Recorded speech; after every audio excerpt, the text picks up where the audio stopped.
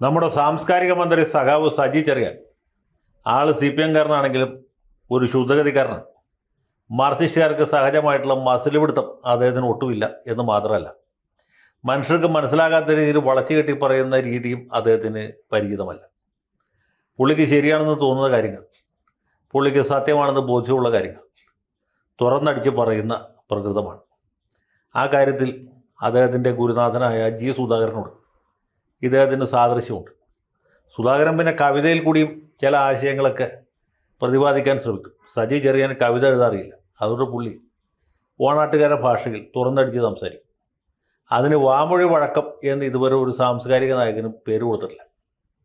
സുധാകരൻ അങ്ങനെ ഒരു സൗകര്യം കിട്ടി. ഇത് വാമൊഴി വഴക്കമാണ് എന്ന് അന്നത്തെ ഏറ്റവും വലിയ സൈദ്ധാന്തികനായിരുന്ന KN കുഞ്ഞഹമ്മദ് പ്രഖ്യാപിച്ചു.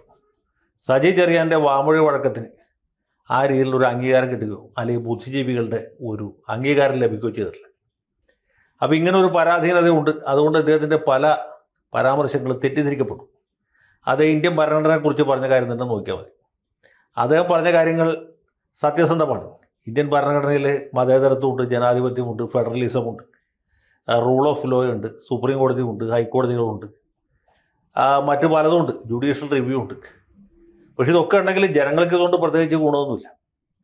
അത് കുന്തമാണോ കുടച്ചക്രമാണോ എന്നുള്ളതുകൊണ്ട് വിശേഷമില്ല. പക്ഷെ പുള്ളി പറഞ്ഞ രീതി കുറച്ച് ക്രൂഡായിപ്പോയി. ഇത് തന്നെ സൈദ്ധാന്തികമായിട്ട് പറയരുത്, ദാർശനിക തലത്തിൽ വ്യാഖ്യാനിക്കുക.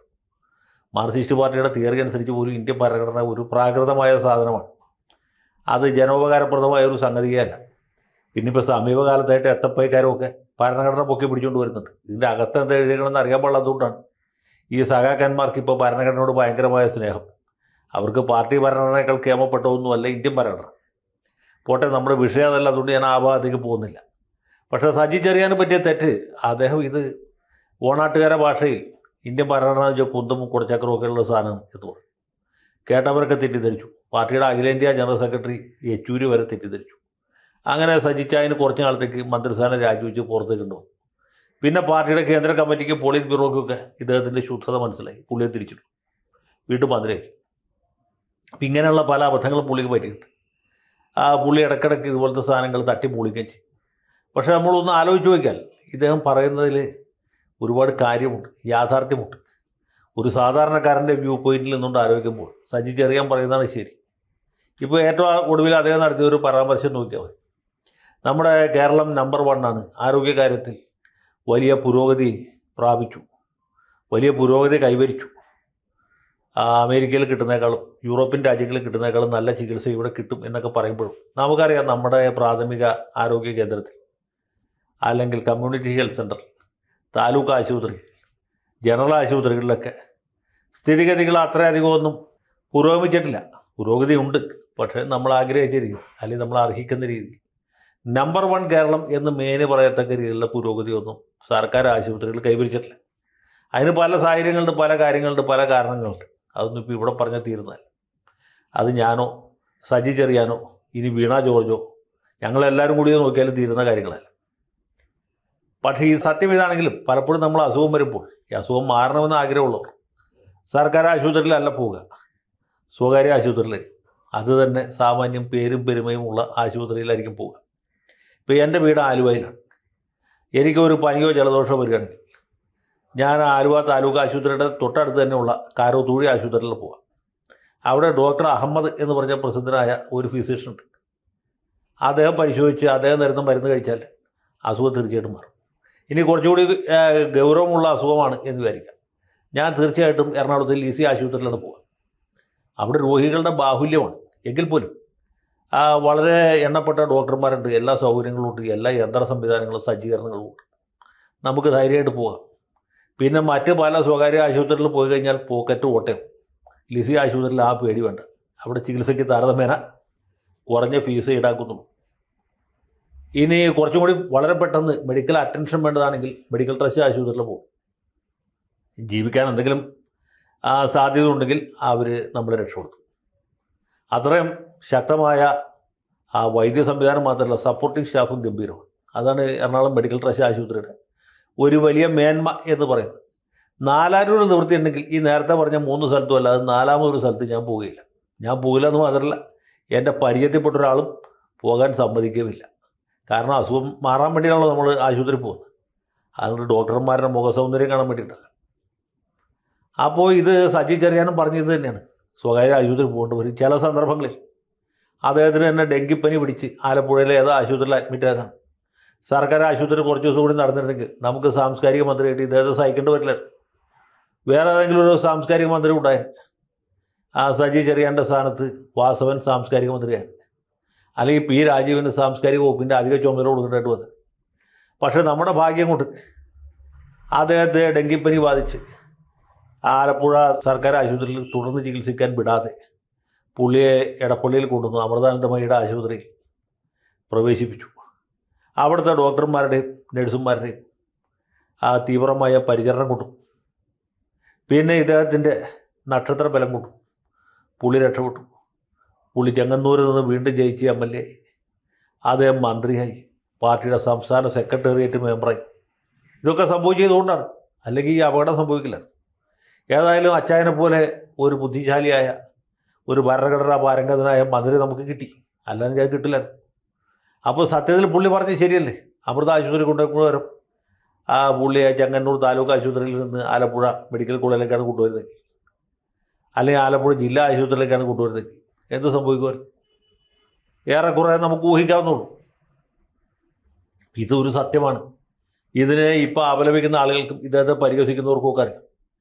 ആ ടെലിവിഷൻ ചാനലുകളൊക്കെ സർക്കാരിനെ വിഷമവൃത്തത്തിലാക്കി സജി ചെറിയാൻ എന്ന് പറയും. പാർട്ടി ലീഡർഷിപ്പിന് ഇതിൽ വലിയ അമർഷമുണ്ട്, പ്രതിഷേധമുണ്ട് എന്ന് പറയുന്നു. ഇതിൽ ആരോടാണ് പ്രതിഷേധിക്കുന്നത്? ഇതൊരു ജീവിത യാഥാർത്ഥ്യമല്ലേ സജി ചെറിയാൻ പറഞ്ഞത്. അദ്ദേഹത്തിൻ്റെ സ്ഥാനത്ത് AK ബാലനാണെങ്കിലും അതല്ല പി രാജീവാണെങ്കിലും നമ്മുടെ ശ്രീരാമകൃഷ്ണനാണെങ്കിലും, കാരണഭൂതൻ്റെ കാര്യം ഞാൻ പറയുന്നില്ല, അത് ഒരിക്കലും സർക്കാർ ആശുപത്രി പോയില്ല. പുള്ളിക്ക് അമേരിക്കൻ സർക്കാരിൻ്റെ ചികിത്സയിൽ മാത്രമേ വിശ്വാസമുള്ളൂ. പുള്ളി മയോ ക്ലിനിക്കിലാണ് പോവുക. അപ്പോൾ അത് അവിടവും കഴിഞ്ഞു പോയി.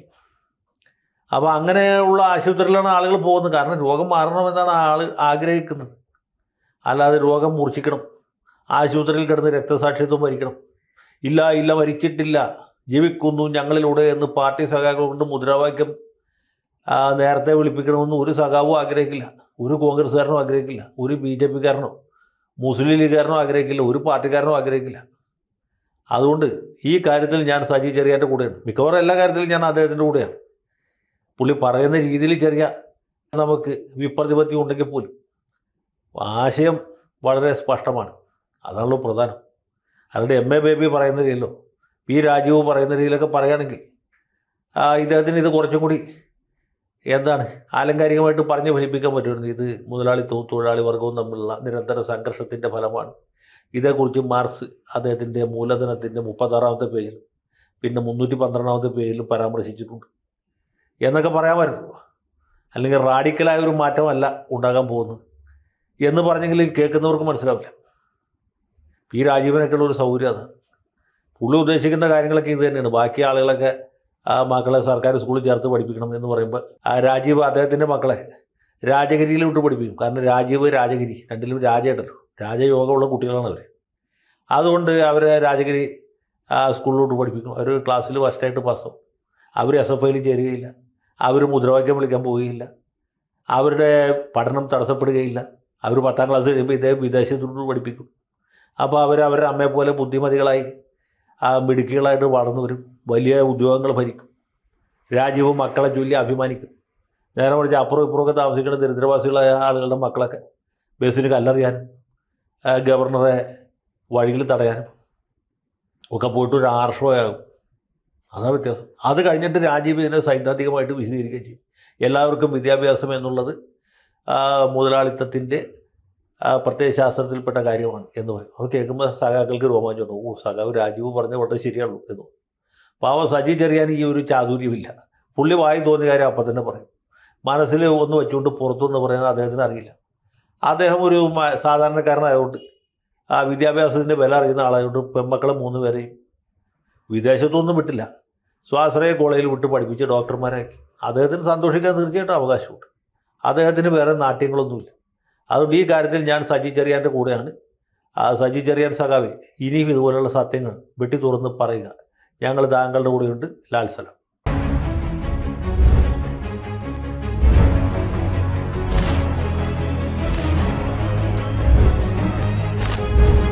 കൂടുതൽ വാർത്തകളും വിശേഷങ്ങളും നിങ്ങളിലേക്ക് എത്താൻ ABC മലയാളം സബ്സ്ക്രൈബ് ചെയ്യുക, ബെൽബട്ടനും അമർത്തുക.